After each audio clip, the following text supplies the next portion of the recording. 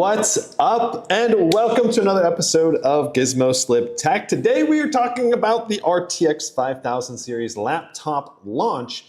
We got a ton of topics to talk about. We're going to talk about the marketing, the lack of performance gains, the delays. The laptops have actually been delayed now for about a month and a half. It's not exactly clear because the same website like Newegg will list the launch date as March 31st or April 19th, and I'm not sure which one is actually correct. I think March 31st is the correct launch date now.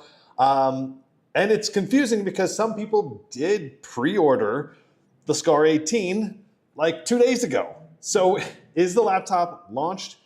Yes and no. You can pre-order these RTX 5000 series now, but I think some of them are already sold out and unavailable for pre-order. So it gives the impression that they're not really launched, but they kind of are. So basically pre-orders are available as of, I believe, yesterday, or maybe the midnight before that. But basically, if you want to pre-order RTX 5000 series, now's the time to do it, but should you? And that's what we're going to talk about today. There's lots of pros and cons. We're going to talk performance gains. We're going to talk availability. We're going to talk why you should or shouldn't, and DLSS 4. And a lot of the controversy that Gamers Nexus has drummed up around the fake frames with fake prices, and are they actually worth it, and their analysis of it. I'm going to give you my thoughts on it after watching some of these detailed videos from Gamers Nexus. And yeah, I am fairly disappointed, I think, overall with the RTX 5000 series launch. They're going to be great cards. You're going to be able to play amazing games on them. They're going to perform as good or a little bit better than the RTX 4000 series in basically all the games, except maybe certain legacy titles. I'm not sure if the physics engine is removed from the 5000 series laptops. I know that it was the old legacy physics engine was removed from the 5000 series desktop cards, so certain old titles that needed that no longer function very well, but that's very few games. So unless you're playing lots of old titles, it doesn't really matter that much. Let me check in with chat, make sure everything is going well. Then we're going to hop right into the outline today. So chat is right here. What's up? I see Darren's online. I see we've got 15 people. Thanks for the likes, everybody. And let's go ahead and continue on. Let me know if anything is going on with the live stream. But overall, I think everything will be good. This is my first time streaming over here in Thailand. I've recently moved over to Thailand for a while. I'm not permanently here, but for, I think, about a year is the current plan. I'll be spending some time over in Thailand, and it's been a big adventure. So this is my new apartment, and I'm working on setting it up. I'm still got to buy a couch, an entertainment system, and all of that. So I'm pretty excited. Anyway, let's get into the video. Okay, so we're going to start out with the top 10 deals in gaming laptops and give you my thoughts on the current best buys in the laptop space. And if you're going to buy a laptop right now, which route should you go? You know, if you're going to go for a 4000 series versus 5000 series, and at what point do you make the switch from 4000 to 5000? If you already have an RTX 2000, 3000, 4000, or even 1000 series laptop, is it worth upgrading at this point? And which laptop should you jump to? Those are some important questions. We're going to talk about them today. So this is my 2025 gaming laptop list. This is the top 10 deals in gaming laptops currently on sale right now. You can see the best deals for the high end are with the RTX 4080. And the reason for this is the 4080 just provides tremendous performance for your money, while also not breaking the bank. So right around $2,000, and you can basically play every game on ultra settings without thinking about it, and it's only $2,000. Now, you compare that to the new RTX 5090 laptops, and their prices, even 5080 laptops, and you're saving anywhere from $600 to maybe even $1,200, depending on which laptop you're talking about here. And we're talking about the Legion Pro 7i with a 4080 and the i9 14900HX. So very nice laptop, very nice build quality, and very good performance for $2,149. I mean, it does go on sale. See, lowest price here, $2,000. Like, this is just going to be tremendous bang for the buck, unless you're factoring in multi-frame generation from the new 5000 series, which is kind of like the one giant thing that might make the RTX 5000 series worth it. So looking here at the top 10 deals, one deal that certainly stands out is this RTX 4070 with Lenovo Lock 15 for only $879. So on the low end, we're talking about an insane deal. RTX 4070 is gonna basically have the same performance as the RTX 5070, except it lacks multi-frame generation. So we're looking at $879 for a laptop that can play basically any game at 1080p on ultra settings, pretty much, at least currently. So very, very nice deal on this Lock 15. It's probably the one I would get for under $1,000 right now, unless you really want a higher quality display or something more portable or something. You know, the Lock 15 is not exactly the most premium experience. So if you want something more premium, the Zephyrus G16 is certainly a better option, $1,079 there. Or the Legion 5i with a 4060 will be a much more premium chassis, thicker, heavier, but you know, you got that i9 in there for $1,200. So that's also very nice. Okay, so my top picks right now in terms of best deal, Legion Pro 7i, Legion 5i, Asus G16, and the Lock 15. Probably those ones would be the ones I would go for if I had to spend money right now. I would not buy a RTX 5000 series, most likely, unless you're a single player gamer that really wants to take advantage of multi-frame generation. And we're gonna talk about multi-frame generation here in a moment. So the key here that I really want to focus in on here, a lot of gamers these days are really focused on raw rasterization performance, and they don't really care about fake frames, or at least, especially a lot of the reviewers right now, do not care about frame generation. And they don't even test or benchmark with frame generation enabled, which I get it. It's kind of hard to measure. They're artificially generated frames, but to some extent, to me, I think that you should be testing with and without frame generation if you want to see real world performance, because I think real gamers are going to be playing with frame generation enabled when they feel like it helps them. And I think in the vast majority of single player games out there that have it integrated, it's just going to be a huge performance boost without very many visual artifacts that are going to impair the overall gaming experience. So I think frame generation and multi-frame generation will likely be a game changer coming up here in the RTX 5000 series for single player gamers.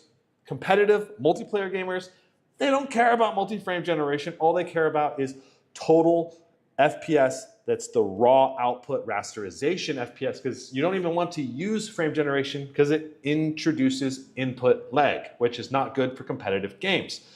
Plus, competitive gamers, they could probably get an RTX 3000 series and most likely be just fine, unless they're playing some really, really demanding competitive game, which is really rare. Most competitive games are really lightweight and designed for like 200 to 400 FPS on like medium tier hardware, you know, like Dota 2, Valorant, League of Legends. We're talking about those kinds of games, and they can play on an RTX 2060 and still get over 120 FPS. So there's not really hardly any point in getting an RTX 5000 series for those kinds of games, unless you're talking about like Warframe.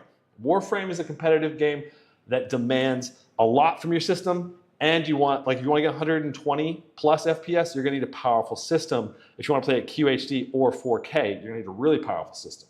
But still, you don't want to really use frame generation because it introduces input lag, so still not relevant to that conversation. Anyway, so let's talk specs. Let's talk misleading marketing. Let's just go over the specs for the new RTX 5000 series.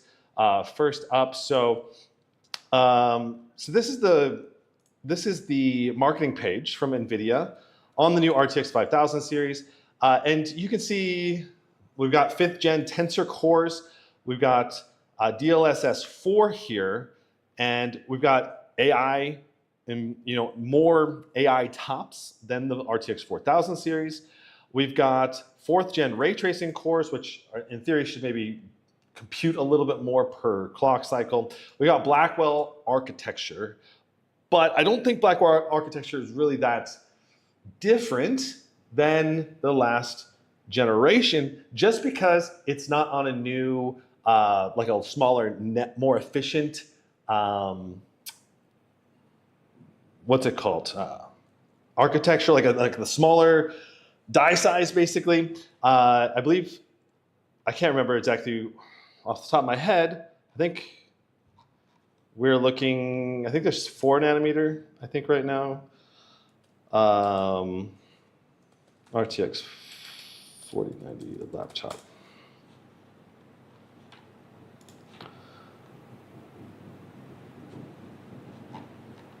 So 5000 versus 4000 series, I believe is built on the same Nano architecture. Ada Lovelace notebook review.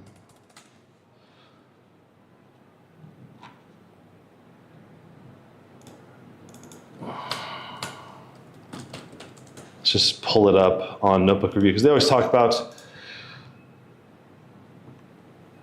this on here, the 8103.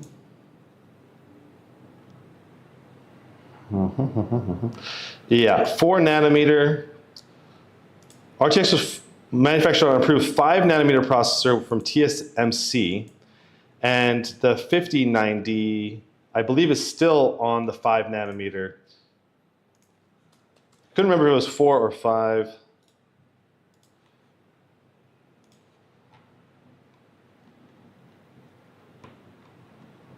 But I think they're both built on 5 nanometers. So we're basically looking at like the same die size, similar level of throughput, unless you're factoring in DLSS 4 multi-frame generation. That's like the only real performance improvement because you can get multiple frames off of one real frame. But there's issues with that, which we're going to talk about. Gamers Nexus did some detailed imaging and analysis of DLSS 4, and it's not perfect. There's some trade-offs to it, which we're going to get into here in a moment. So let's talk about misleading marketing. So first of all, like when they talk about DLSS 4, they don't really talk about how this is not very good for competitive gamers, and they even have this thing, which is completely bogus. Like look at all these new models, RTX off. Like half the models are missing in here for some reason. Like the model of the gun right here is totally different. All of these trees are missing. Like this is just not a fair example of RTX on and off when you change everything about the game's graphics pretty much. Like set it all to low or set it all to max. That's just not a fair comparison or analysis. Nvidia Reflex 2 is something that could be very relevant for competitive gamers. But I am not sure I think Reflex 2 may be usable from RTX 3000 or 4000 series as well. So I don't think that's exclusive to RTX 5000 series. So there's a few different marketing things here that I'm not really on board with. Now, I'm glad they don't have graphs showcasing, like in the desktop side of things, they have these graphs with like fake performance benchmarks showing like 2 times the performance. Well, we don't have that at least on the laptop page, but basically you have this instead, which is this multi-frame DLSS 4 versus DLSS off, which is just not really that big of or not that relevant of a way to demonstrate because it's not real. Like 26 FPS versus 238, like comparing, say you're going from RTX 4000 series to 5000 series, you're not going to be at 26. You're going to be at like 120, 150 or something, with the DLSS 3.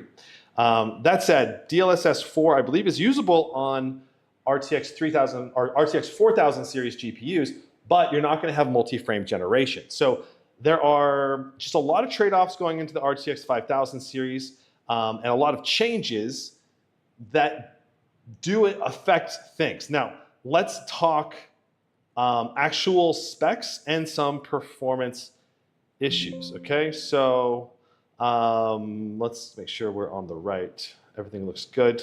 Good. Okay. All right. So, like here's an example from Gamers Nexus of a visual artifact and bug, which is going to be this sword. As it passes over the cuff here, it leaves a hazy blurriness behind it. And this is because of the AI doesn't know how to translate this data with the new transformer model. So Native, obviously there's not going to be any visual glitches. CNN was the previous DLSS model, which was better in some ways and worse in other ways. And DLSS with transformer means basically it's this new type of rendering DLSS, this new engine that should, in theory, make things better. Nvidia claims there that it's just a straight improvement, but it's not quite. We've got some trade-offs like, for example, the clarity here on the gauntlet is really, really good. Increased sharpness and detail, almost like an upgraded texture. But then you have this blurriness and artifacting from the multi-frame aspect of the generation. Just more artifacts can be introduced because we're talking about generating fake frames on fake frames, which is just going to make it harder for AI to do a great job. Now, when these glitches happen, sometimes they're so minor though that I don't think very many gamers would actually notice this generally. Right? They would just be like, oh, it's the blurriness of the motion of the sword or something, and they wouldn't really notice it. Now, I would encourage you to check out this video, fake frame image quality, if you want to know more. But basically, if I were to summarize it for you, I would say that DLSS 4 Transformer offers sharper details and many additional frames, but you still need a high base frame rate. And there's new visual glitches. Frames are delivered sometimes in the wrong order, causing stutters. Sometimes AI combines textures, and HUD elements can also be missing sometimes. So that are missing or messed up, like little glitches around the HUD elements. I think DLSS 4 will continue to receive improvements, and a lot of these little visual bugs will go away with time, especially as AI continues to improve.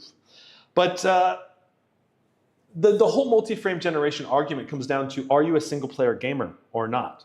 If you're a single-player gamer, then likely the multi-frame generation is going to be super game-changing, especially if you really want to play Black Myth Wukong with 200 plus FPS for a super smooth FPS experience.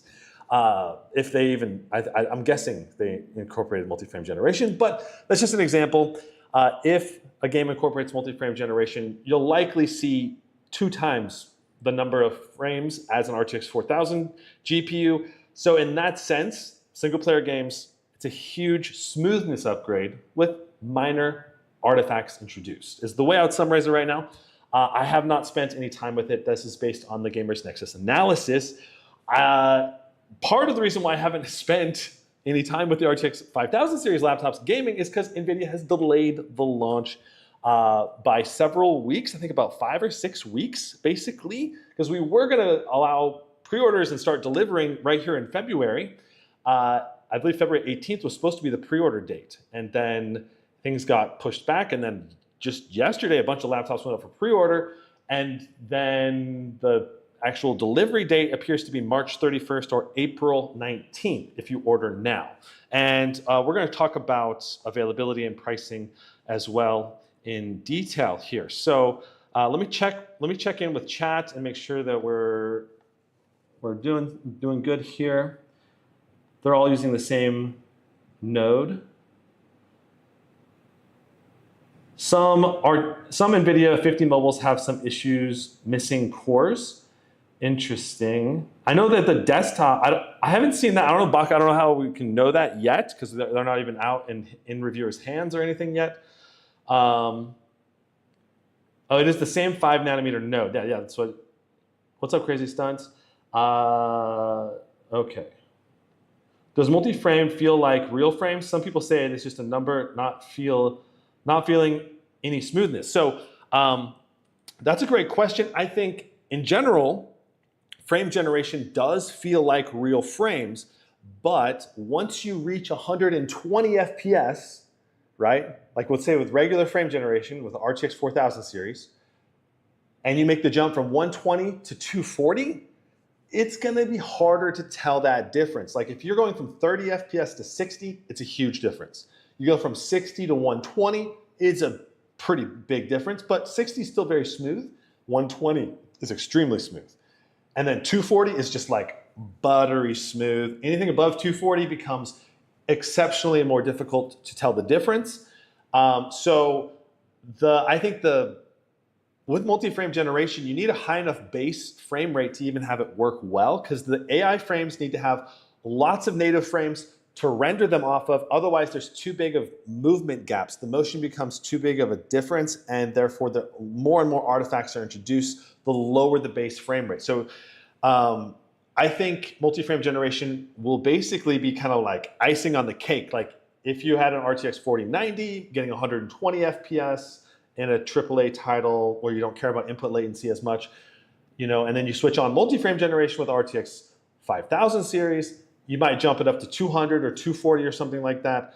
I think I could probably visually tell the difference, but you're going to need a 240 hertz monitor, obviously, to be able to see that visual improvement. And you'll also need to have very attentive eyes to notice the visual improvement as well, because the smoothness is just not as apparent when you're going from 120 to 240. So, okay. Low-key says, I want to upgrade from my 4070 to a 5070 Ti for the little performance boost, but mostly for the 12 gig VRAM for future proofing. But I bet the prices. So low-key, Muzak, I mean, if you're after price to performance, it's probably not going to be worth going from a 4070 to a 5070 Ti. I don't think the performance will be that big of a difference. It will obviously help, especially with 4K or maybe even QHD. The performance will be better. But unless you're a single player gamer who really wants to use multi-frame generation, the performance jump just won't be that big. So I probably wouldn't recommend it unless you're really running into VRAM issues, I don't know, in whatever game you're running. Let's talk specs between 4000 and 5000 series laptops, okay? So,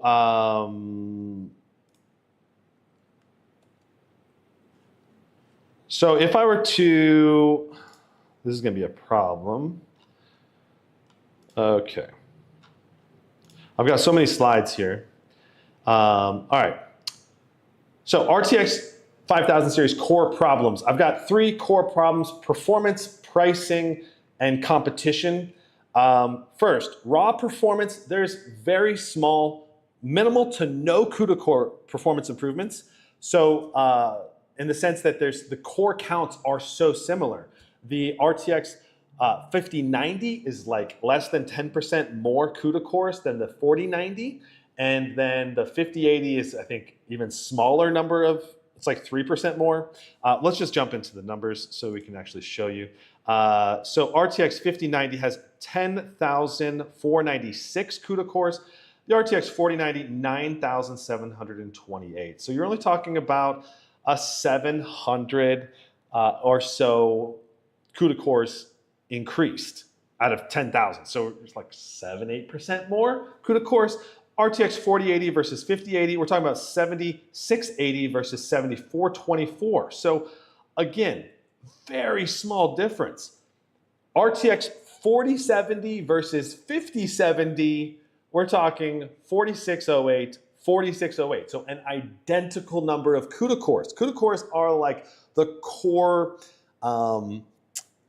graphical component that usually translates to more raw rasterization performance with NVIDIA GPUs. Combine CUDA cores with clock speed and a higher power limit. Usually that'll deliver more performance, or more CUDA cores at the same power limit will usually result in slightly more performance as well. So that's what we're looking at the RTX 5090. We're looking at 7% more CUDA cores and probably around 7 to 10% maybe performance improvement, maybe up to 15% performance improvement, factoring in the new and improved GDDR7 memory for 4K gaming, especially for certain high demand 4K games, 4K gaming in certain titles like I believe Hogwarts, Star Citizen. Those games can use up all 16 gigs of VRAM on the RTX 4090. It doesn't usually impact performance that much as far as I know, but that's where you're maybe doing some side-by-side comparisons. We'll be able to see, is the performance uplift bigger in the higher VRAM demanding games? In theory, it might be a small additional performance improvement over the raw CUDA core counts, but we're talking the same power limit with slightly more CUDA cores and the same node, 5 nanometer node. So we're talking very similar performance in terms of raw rasterization performance. So if you're not a single player gamer that wants to use multi-frame generation, RTX 4000 series becomes supremely more attractive to me from a price to performance perspective. That said, RTX 5000 series, if you really want to use multi-frame generation, then these numbers don't matter as much because multi-frame generation will just literally give you 2 times more FPS in certain titles. But like I said, the thing is you need a high base frame rate anyway for any kind of frame generation technology. So it's not going to be magical. You can't have a 25 FPS base frame rate and then multiply that out to 240 like Nvidia kind of implies, because those aren't real settings, right? You're going to play with DLSS on quality, with ray tracing on and other things turned on, not everything turned off. Your base frame rate really to me is everything turned on minus frame generation. That's what a base frame rate is, and you need to get that at least to 60 for multi-frame generation or regular frame generation to work well. Plus input latency at 60 is very important because that really improves the input latency. Okay, let me check chat one more time.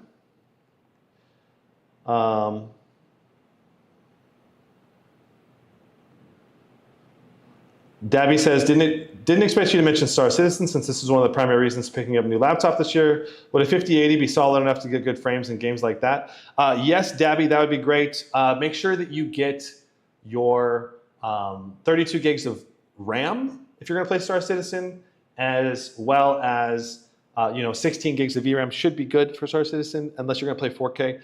I would say targeting QHD Star Citizen gameplay should be great on an RTX 4080 and up. Okay, so let's talk desktop comparison really quick. So desktops are kind of in a whole nother league now. Nvidia has, I think, ran into a brick wall, and that's their efficiency is basically getting to the limit right now. They're really pushing out the maximum efficiency that they can. And the only way to improve their performance in this generation is by increasing the power limit, primarily, or by introducing AI components into the rendering process like multi-frame generation. So RTX 5090 desktop over here on the right has 21,760 CUDA cores versus 10,496. So we're talking more than double the number of CUDA cores now in a desktop RTX 5090. We're also talking 575 watts of power, which is more than 3 times more power throughput going through a desktop card than a laptop. So you just got to recognize that if you're after performance, because performance means money for you, like you need to render things really, really fast, you need to have really high animated frame rates, just know that a desktop is going to be literally 2 times more powerful at the high end. That doesn't mean that they're actually more budget efficient or more better price to performance necessarily, because right now 5090s are insanely expensive, like $2,500 base price, or buying a pre-build for like $5,000. So they're extremely, extremely expensive, and something that's like an RTX 4080 laptop for $2,000 is probably better price to performance than a desktop 5090 almost for sure. So it depends on your perspective on how you think about it, but just know that desktops are much, much more powerful. Now I want to show you something else here, and that's Gamers Nexus's power efficiency chart showing that the RTX 4090, even though it provides less performance, it's also a lower power limit, 391 watts versus 538 watts. And so their frame rate differences and improvements with the 5000 series are primarily just from the increased power draw. It's still a very similar level of a power efficiency, and I'm expecting the same thing to be true in the laptop space. So don't expect massive performance improvements because of the power efficiency improvements with the new RTX 5000 series. It should be very similar in terms of power efficiency, maybe slightly better because they're packing more CUDA cores in the same total power limit. But yeah, the main performance gain is going to be from multi-frame generation if that's what you want to use in single player games. Nvidia is really, really banking on multi-frame generation. So that's the performance issue, is that just raw performance is going to be only a little bit more or literally not improved at all, likely, with like the RTX 4070 versus 5070, probably literally the same performance between those two cards. But at least with the RTX 5000 series, you're getting more VRAM with the 5070 Ti and 5080 and 5090 all getting bumps. You got a mid-range card with 12 gigs now, that's good. I don't know if you really call it mid-range though, because they're so expensive. The 5070 Ti was, we're gonna talk pricing. We're talking about the second problem with the RTX 5000 series, pricing. These are the prices that Nvidia claimed they were going to use at launch. The RTX 5090 at $28.99, the 5080 $21.99, 5070 Ti $15.99, and the 5070 starting at $12.99. Let's see what the actual prices are, okay? The cheapest RTX 5070 Ti on Best Buy starts at $17.99, the Acer Predator Helios 16 AI. The cheapest on Newegg's site is $18.99, the MSI Vector. So again, says $15.99, but we're looking at $300 more than what Nvidia claimed at launch, right? The launch prices are not matching at all. Let's talk 5080s.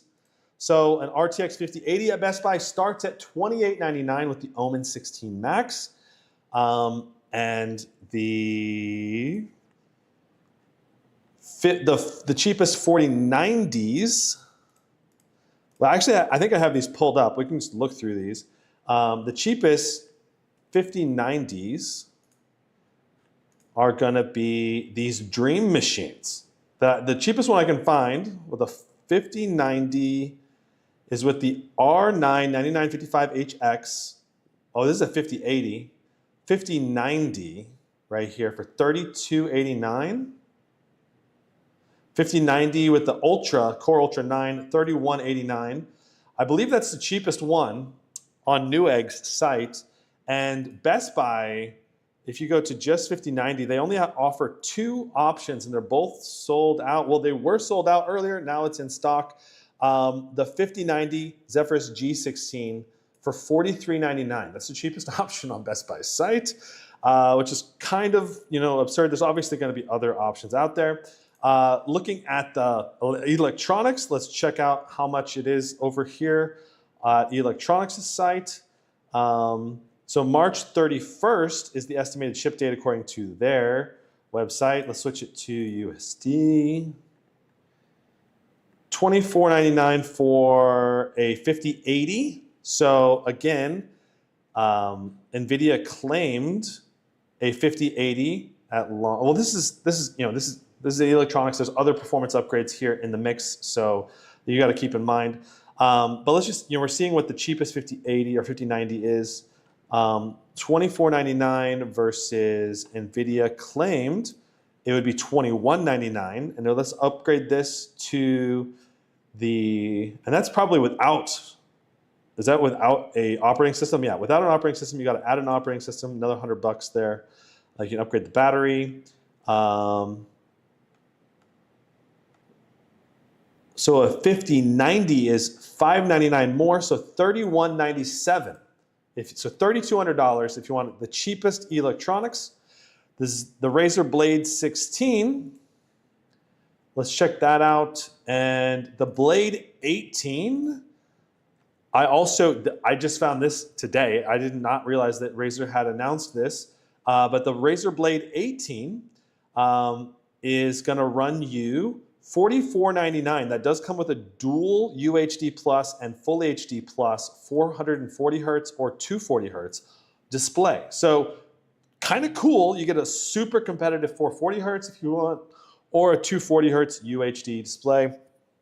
I mean, 4K is kind of hard to see on a laptop display. I do prefer using QHD.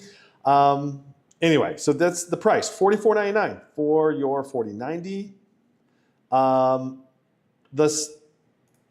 If we go through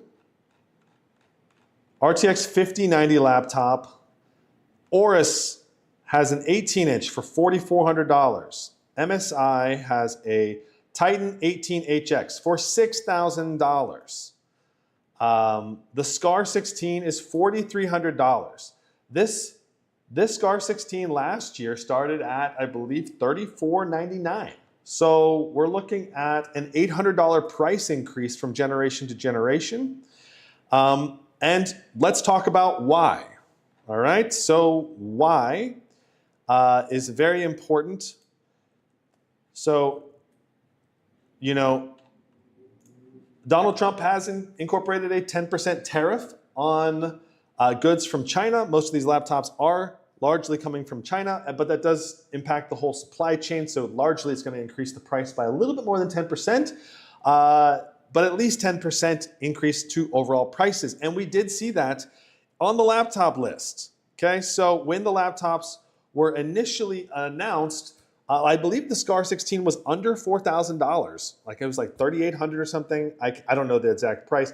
The Zephyrus was under $4,000, I believe. It was like $30. The price jumped up by a little bit more than 10%, like across the board, because you know these laptops were announced January, and now they are like all the pricing has to be jumped up 10% because of Donald Trump's tariffs. Like that's pretty much, it's guaranteed across the board. All the companies have to do it. And that's going to make all of the RTX 2000 and 3000 laptops also more expensive here in America. In a sense, if you already bought a laptop, an RTX 3000, 4000 series, it's going to be, it's going to make your used laptop resale value go up a little bit because all the new laptops are now going to be at least 10% more. So, and in that sense, it's like, yay, but also if you're looking to actually buy, it's bad. It's going to basically lift the whole market, which is not great. I don't love that. It's not great for the consumer. Anyway, so that's a huge part of it. And we definitely saw that. Like all of the companies had to raise the price. Look at this person did pre-order a SCAR 18 already, $48.50 after taxes at Best Buy. You can see if you go compare the RTX 4090 versus 5090 pricing here for the Zephyrus G16, you're looking at $43.99 versus $32.99. So you're looking at an $1,100 price increase where you're basically getting 7% more performance in raw performance, likely, you need to test it, but you can also theoretically get almost double the fake frames if you're into single player games. So that's the trade-offs. And part of the thing is for me, single player games, the 4090 can just crush every single player game already. So you're going to take your frame rate from 150 to 300. Congratulations, you know, especially if you're using frame generation already.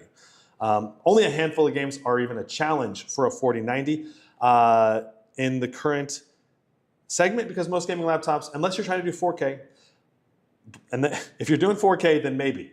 But if you're doing 4K, you probably can use like balanced upscaling and render from a much lower resolution and still have a great visual experience.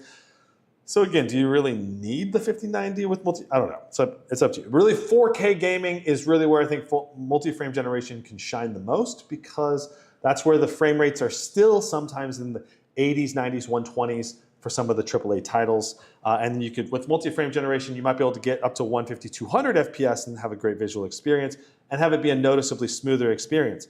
But if you're not doing 4K gaming, I just feel like multi-frame generation is not, if you're doing QHD or 1080p, it's not as relevant. Unless you're, I guess, maybe if you're doing like a 50-50, 50-60 coming up in June, those might actually be able to go from like 120 to 200 or something in single player games. But if you're looking at like a 4090 at 1080p or QHD, you're probably already doing over 200 frames in almost all of the frame generation games out there, or a lot of them. Okay. So pricing, if you want to know pricing and availability for all of the new laptops coming out, you can see we've got all of these laptops listed on the laptop list, linked in the description down below. This is a laptop list that I manage, 2025 gaming laptop list. I have a team of 2 other people that help me manage this list. And we update the daily deals at the top, as well as the 2025 laptops are all listed here. And when they're available for pre-order, we're going to move them up into the pre-order section here. And there's links on where you can actually buy it. If you just click on the laptop and then you click this link, it'll take you over to the place where you can actually purchase the machine. And if you do purchase the machine on the laptop list, it does help support me as a content creator. But again, I don't think I'd recommend buying a RTX 5000 series machine with a handful of maybe exceptions. Like the G18 here with a 5080, maybe this one's actually not such a bad deal at $29.99. Like you get 32 gigs of RAM, you get a high-end CPU, a high-end GPU, and you get the new chassis that has a toolless bottom on it, which is awesome. And you get the same amazing cooling as the SCAR series. So I think the G18 is a really great option if you're going to go Intel. $29.99 for a 5080. That said, if you want to jump up to the SCAR 18, I believe we have that pulled up here. SCAR 18 is a $1,500 jump. $1,500 to go from a 5080 to a 5090. That is ridiculous. Okay, that is a huge price increase. $1,500 is probably, going back to the performance comparison here.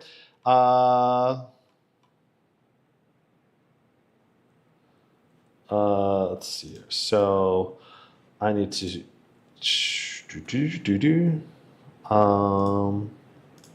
it's right here. 5080 versus 5090. We're looking at a 3,000 approximate CUDA core improvement. It should be a 25% performance improvement, I would think, for a 5080 to 5090 in terms of raw rasterization. So, but that's a 25% performance improvement for a 50% price increase. So price increase going 50% is not worth a 25% performance gain typically for most people. So yeah, that is a really, really steep price increase. Okay, so what is actually available to pre-order right now? If you go to Best Buy's website and you search for RTX 5090 laptop, you can pull up the RTX 5080, 5070 Ti laptops. I have not seen any RTX 5070 laptops. And you can see that a lot of these either were available for pre-order or they're going to come soon to pre-order. And some of them are actually pre-orderable right now. The ones that are still in stock. Now, Newegg, I noticed, had a lot more available for pre-ordering. The Aorus, Gigabyte, MSI, some Asus, the SCAR 16 here. The Dream Machines, which are like similar to electronics. You've got, what else you got in here? You got some more MSIs. The SCAR 18 for $44.99, that's sold out. Interesting. And the Titan edition from MSI is also sold out. Interesting. The Titan edition, I believe, was $6,200. Those are the screenshots that I have. Let me see if I can pull it up here on my presentation. I think I got the screenshot here. Yeah, $61.99 for the MSI Titan Dragon Edition. Absolutely crazy. Crazy. Now, just like you look at this right from the perspective of, should I buy an RTX 4000 series for $2,000 for an RTX 4080? Or, and you're like, what can I do with that? Oh, I can play every game on Ultra and have a smooth gaming experience. Yeah, spend your money on that rather than spending like $4,000, $5,000, $6,000 on a 5090, where you're going to have a very similar visual experience, at least until more demanding games come out and you actually need more performance. That's my current, if you want bang for the buck. Now, we're going to talk about who should actually buy this in a moment. We got one other thing to talk about here, and that is competition.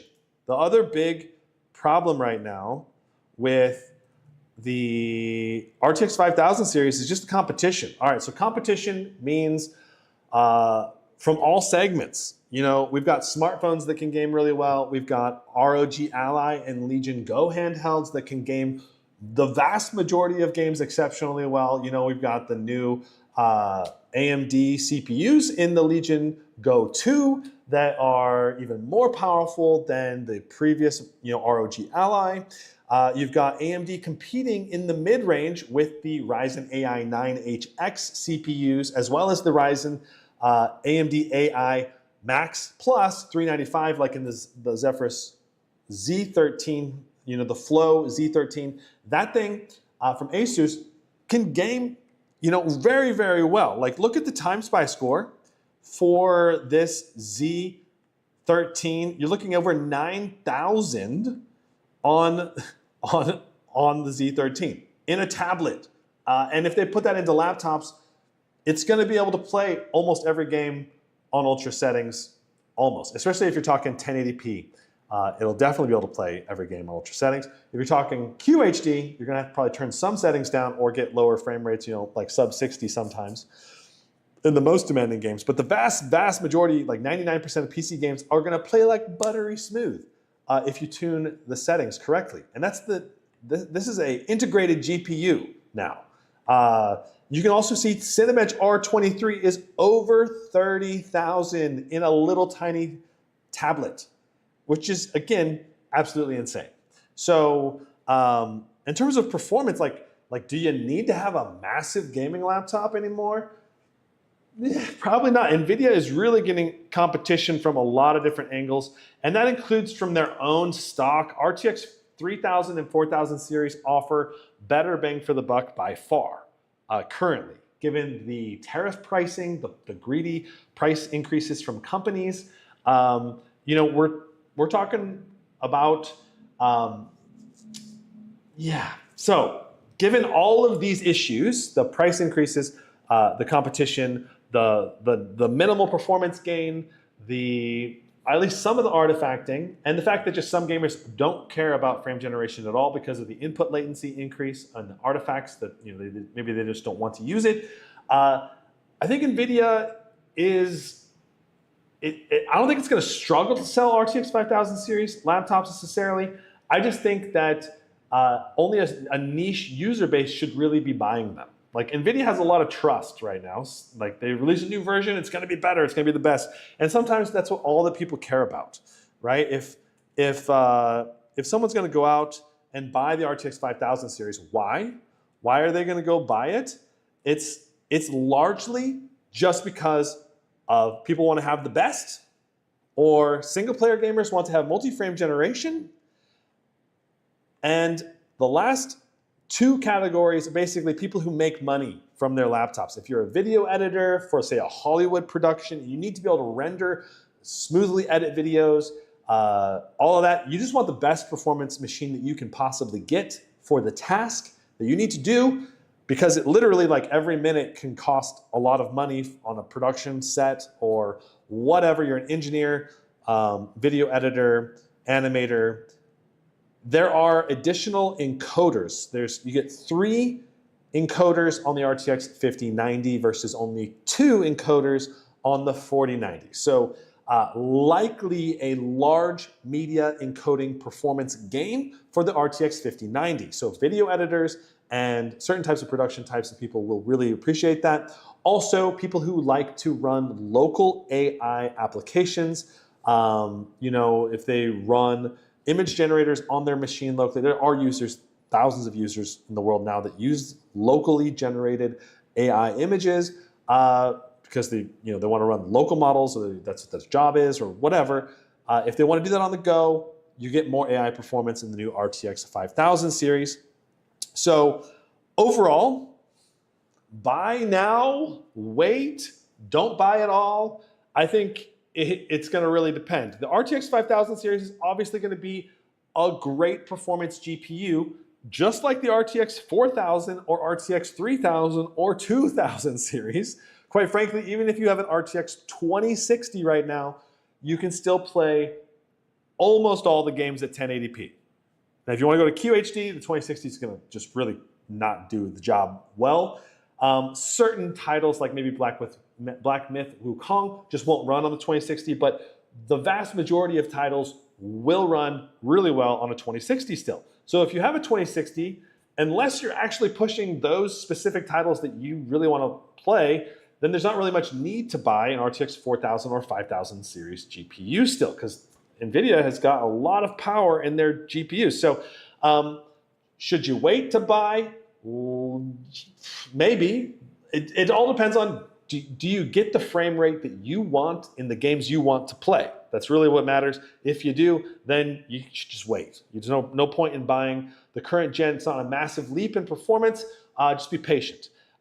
If you need a laptop right now, now is a pretty good time to buy, but I would probably recommend getting an RTX 4000 series. Like I said, probably an RTX 4080 for around the $2,000 price mark is the way I would go if that's around your budget, or an RTX 4070 and target 1080p or maybe QHD gaming around the $800 to $1,200 range. Those are like the two best bang for the buck laptops right now in those two segments. Now you could also just go straight for a 4090 high-end 4000 series. If you want to get an ultra high-end laptop, go for like a Zephyrus G16 4090 or a Blade 16 or Blade 18 4090 instead of the 5080 or 5090, just because those are not going to provide that much additional bang for the buck for the money, just because the raw performance gains are not that great in this generation.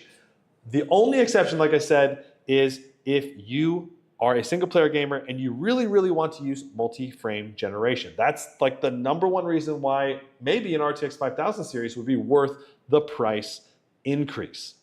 Now, I think that waiting could be really smart because tariffs may be removed or reduced. And this, in theory, could reduce the price of laptops, though companies rarely reduce the price of things unless they have to. You know, like if consumer demand is low, then they will put sales on. They'll reduce the price, and that's going to happen guaranteed. So if you just wait, prices will come down eventually, because that's the laptop cycle. They always are high at initial launch, and they're usually worth it because you get 20, 30, 40% performance gain in raw gaming, but in this generation you don't. So it's only going to really be worth it if you really want to use multi-frame generation. Instead of going RTX 5000 series, you might consider getting an RTX 4000 series, open box or used. RTX 3000 or 4000 series used might be the better way to go, especially if you only have an $800 to $1,500 price range. You know, you can get some used deals out there on 4080s or 4090s around $1,500 probably on the used market. And competitive gamers really should just buy an RTX 3000 or 4000 series just because way more performance for your money right now than the RTX 5000 series. Really, single player gamers that use multi-frame generation are the #1 reason to go with RTX 5000 currently. Yeah. So overall, those are my thoughts right now. I do think that this launch is a bit of a disaster. Delays, price hikes, minimal raw performance gain to no raw performance gain, likely some misleading marketing. I do still want to get an RTX 5000 series for myself, mainly because I'm thinking of going with the Zephyrus G16 5090 because I'm traveling a lot right now.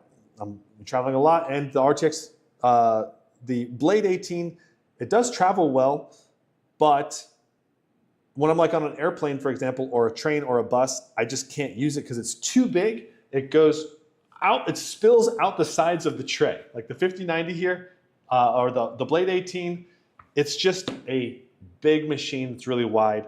And so it doesn't fit into small spaces. And I find myself ending up in those small spaces. So I'm just looking to probably go to a 16-inch, most likely, for 2025. And I'm not really necessarily trying to upgrade just because of the performance gains for the 5000 series, though I do really want to get a lot of experience with multi-frame generation and get my real, get nitty-gritty with it and look for artifacts and see if I notice major issues after a long-term use, right? So let's talk questions. I'm going to interact with chat here, and let me see what you guys have to say. So if you have any questions, please put it in chat. We'll be chatting here for a little while. Sai says, let's vote with our wallet. That's exactly right. I mean, if you want to if you want to tell Nvidia, hey, your GPUs, your laptops are getting too expensive. Hey, MSI, Asus, don't mark this up because I'm not going to buy it.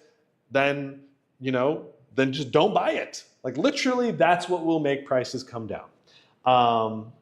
Drowsy says, will the physics issue come over to the mobile versions? Drowsy, I don't know. The physics issue he's talking about here is that there's a physics engine that used to be incorporated in the RTX 4000 series laptop and desktop chips, but the RTX 5000 series desktop chips do not incorporate the little physics engine. And the physics engine is very important for legacy titles that use that to run physics. I believe that physics engine was not used in modern game engines, so that's why NVIDIA decided to remove it. And it kind of sucks for people that want to play legacy titles. So if you're a big legacy title gamer, you may run into issues running these older titles, though they'll still probably play. They just won't play at a high frame rate because it'll be tripped up with the physics engine. Dabby says, I think the new Vector A18 has the best aesthetic out of all the new laptops we've seen. They also have one that's $3,000, and I was wondering if that one is worth getting. So Dabby is wondering, let me see if I can find that exact laptop that he's talking about. I think it was at the top here or in one of these. Oh, maybe they don't have it on here. I thought they did. Maybe it's on Best Buy's site. Here it is, the Vector A18. It actually is less than $3,000. It's $2,899. Comes with the Ryzen 9 9955HX, but it only has a 5070 Ti GPU for $2,899. That's obviously a very bad price for an RTX 5070 Ti. This GPU, according to Nvidia, should start at, was it $1,599 is the starting price for this GPU, according to them. But in actuality, this is the Vector series. I'm not saying the Vector series is a budget gaming laptop by any means. It's got the Raider chassis with some visual downgrades to it. And it is at least a moderately premium machine, but it's not a $1,300 more than the base price premium level of machine. So, I mean, at least we've got the top gaming chip in here, or one of the top gaming chips, the Ryzen 9 9955HX. It's not the HX 3D, but still. I would have hoped for a 5080 in this for that price range and that CPU combo. Is what I would hope. That's what I would say would be a good price. We don't really know the exact performance of the 5070 Ti yet, but it should be just a little bit faster than the 4070. But we've got 12 gigs of VRAM, so that makes it a lot better. Let me check chat again. Okay. Hey, I was wondering about MSI Stealth 18 4K mini LED 4080 with Intel Ultra 9 for about 2,000 pounds. That sounds like a decent deal, especially if you're in Europe because of the additional tariff costs. That seems like a decent sale. And if you're wanting a thinner, lighter 18-inch laptop, the Stealth 18 is, I think, the lightest 18-inch machine out there. Weather says, I have a SCAR 16 275HX 5090 on pre-order at the moment. They actually bumped up the T total power to 250 watts today. The site now says manual mode is 175 plus 75, but I'll definitely be able to do higher with tuning. So the way that they do that, Weather, is if the GPU wants to use 175 watts and the CPU wants to use 100 watts, then they will not boost to the full CPU GPU potential. Most likely the GPU will come down to 150 and the CPU will go to 100. So you end up with 250 total watts.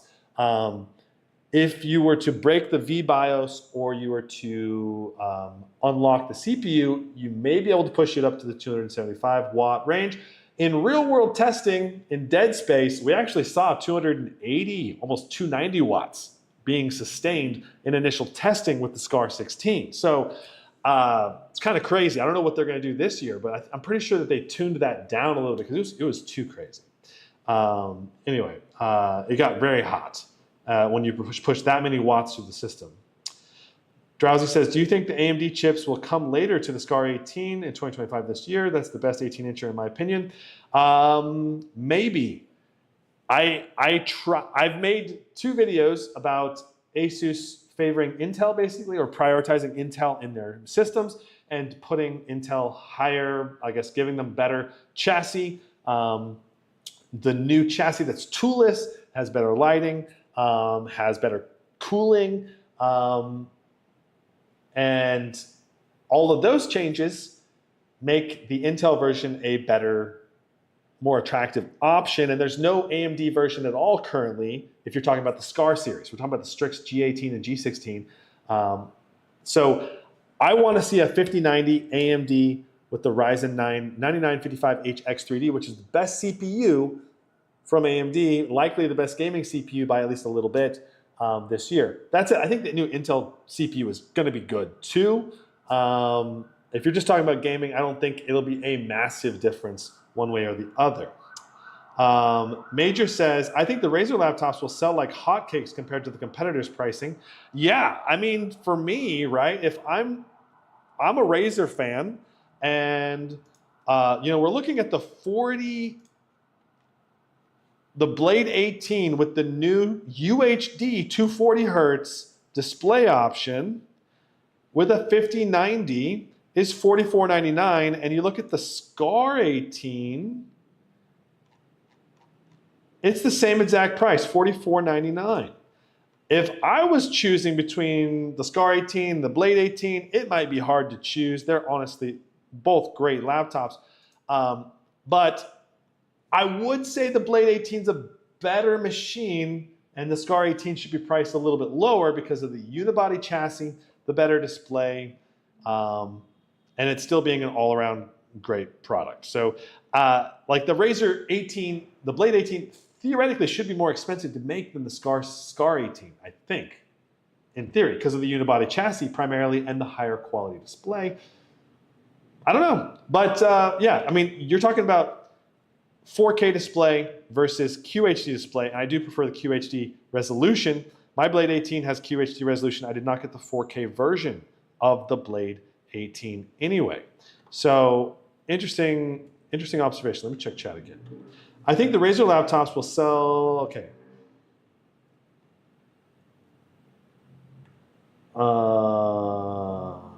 Checking chat. I think Razer went wrong with the new 18-inch. Why no QHD? At least give us the option. Totally agree. I think offering a QHD option would have been really smart, especially if they did an OLED option. Hollywood rendering is done in GPU farms. Sure, but that's only like the Marvel movies. You're talking to tons of independent filmmakers, documentary makers, YouTubers, content creators. They all want to be able to render their videos faster. So I think it's still relevant to have 3 media encoders in a 5090 versus 2 in a 4090. Can make a difference for video editing and rendering. Okay, unless I see more questions in chat, we're going to call it there. It's such an interesting launch this year from Nvidia. I think, I mean, the 5090, the 5000 series is going to be good. It's just like the 4000 series. It's just price to performance is not good when a 5090 costs like $1,200 to $1,500 more than a 4090 in a generational chassis change. Like MSRP going up that much more is kind of insane. So from a value perspective, unless you're going to use multi-frame generation, go with RTX 4000 series for now until the 5000 series pricing cools off. And if you've got an RTX 3000 or 4000 series and you're happy with the performance in the games you play, not worth upgrading right now. But if you are not happy, especially in your single player game performance, that's where the 5000 series will shine. With multi-frame generation, you don't mind the input lag increase. It's really gonna be, I think, like if you love playing your games at 200 FPS, there'll be a lot more games that will push the 200 FPS mark with multi-frame generation compared to the 4000 series where you might push 120 to 150 FPS with regular frame generation.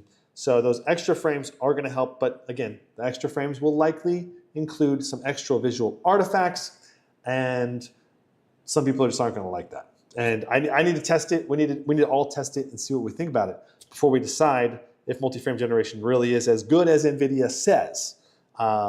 But the impressions I'm getting from desktop users are good for single-player games, I believe, where you likely aren't going to notice too many of the artifacts. So single-player gamers, maybe get the 5000 series, especially if you can find one that's not too overpriced.